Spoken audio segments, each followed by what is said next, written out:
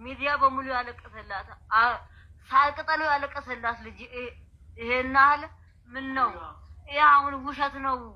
ኢዱ ከተሰገደ ትሸኛለች የሚባለው አሁንም ውሸት ነው እኔም አላምንም አሁን መስማ የለኝም ለምን ይሄ ሁሉ የሚከታተልላት ህዝብ እያለ እኛን ኮሚቴዎች በየቀኑ እያታለሉን ነው ያለ ነው ልትገባ ነው አብሽሩ ትኬት ሊቆርጥላት ነው በዚህ ወር ልትገባ ነው በዚህ 15 ልትገባ ነው ተባለ እንጂ ውሸት ነው ይሄ ፌክ ነው የሚጫወቱብን በላያችን ላይ እኛ እኮ ምናቀው ነገር